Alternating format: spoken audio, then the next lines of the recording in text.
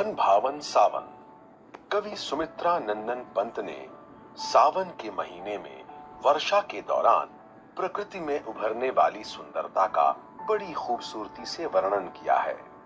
कवि ने झम झम, छम छम, टप टप, झन झन, पियू पियू आदि जैसे ध्वनि सूचक शब्दों का प्रयोग करके काव्य के सौंदर्य को बढ़ाया है। झम झम झम झम मेघ बरसते हैं सावन के, छम छम छम गिरती बूंदें तरुओं से छन के, चम चम बिजली चमक रही रे उर में घन के, थम थम दिन के तम में सपने जगते मन के। लगातार गिरती वर्षा से प्रभावित कवि के मन में खुशियों की लहर सी दौड़ गई है। सावन के मौसम में पेड़ों से छन छन कर गिरती वर्षा की बूंदों से सारा वातावरण लुभावना सा हो गया है। ऐसा प्रतीत होता है मानो बिजली बादल के हृदय में चमक चमक कर गरज रही हो, जिस कारण दिन के अंधियारे में भी मन में खुशी के सपने जाग उठते हैं। पंखों से रे फैले फैले तारों के दल, लंबी लंबी अंगुलियां हैं चौड़े करतल, तड़ तड़ पड़ती धार बारिकी उन पर चंचल, टप टप झरती कर मुख से जल बूंदे झलमल। कवि कहते हैं कि ताड़ के पेड़ों के पंख के समान फैले हुए पत्ते ऐसे प्रतीत होते हैं मानो चौड़ी हथेलियों पर लंबी लंबी अंगुलियां। जब उन पर वर्षा की बूंदें जोरों से पड़ती है तो तड़ तड़ की ध्वनि होती है। वे वर्षा की बूंदें पत्तों के सिरे से ऐसे झिलमिलाती हुई गिरती हैं जैसे हाथों के छोर से टप टप झरती बूंदें। नाच रहे पागल हो ताली दे दे चल दल, झूम झूम सिर नीम हिलाती सुख से बिहवल, हर सिंगार झरते बेला कली बढ़ती प्रतिपल, हंसमुख हरियाली में खगकुल गाते मंगल।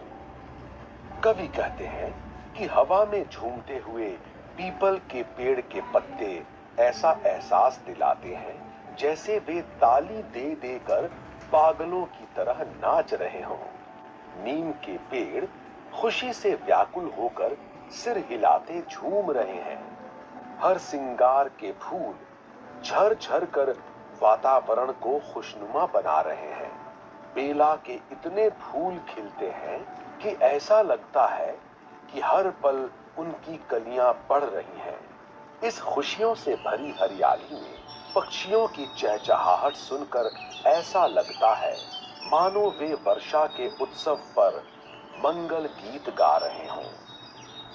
दादुर टर टर करते झिल्ली बजती झन झन, म्याव म्याव रे मोर पियू पियू चातक के गण, उड़ते सोन पलाक आर्द्र सुख से कर क्रंदन, घुमड़ घुमड़ घिर मेघ गगन में भरते गर्जन।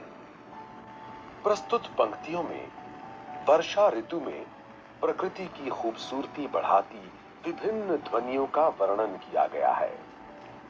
कवि कहते हैं जहां एक ओर मेढक टर्र टर्र की आवाजें करते हैं, वहीं दूसरी ओर झिंगुरों की झन झन आवाज वातावरण को गुंजायमान बना देती है। कहीं मोरों की म्याव म्याव की आवाज, कहीं चातक की पीयू पीयू, कहीं उड़ते हुए सुनहरे बगुलों की प्रसन्नता से भरपूर आवाजें सुनाई देती हैं और आकाश में बादल भी घुमड़ घुमड़ कर गरजते हैं। रिम झिम क्या कुछ कहते बूंदों के स्वर, रोम सिहर उठते छूते वे भीतर अंतर, धाराओं पर धाराएं झरती धरती पर, रज के कण कण में तृण तृण को पुलकावली भर। कवि कहते हैं रिमझिम बरसती पानी के बूंदों के स्वर मानो कुछ कह रहे हैं। इस स्वर से तन मन में खुशी की लहर सी दौड़ जाती है। वर्षा में जल की धाराएं धरती पर गिरकर धूल के प्रत्येक कण और तिनके को हर्षोल्लास से भर देती है। पकड़ बारी की धार झूलता है मेरा मन, आओ रे सब मुझे घेर कर गाओ सावन। इंद्रधनुष के झूले में झूले मिल सब जन, फिर आए जीवन में सावन मन भावन।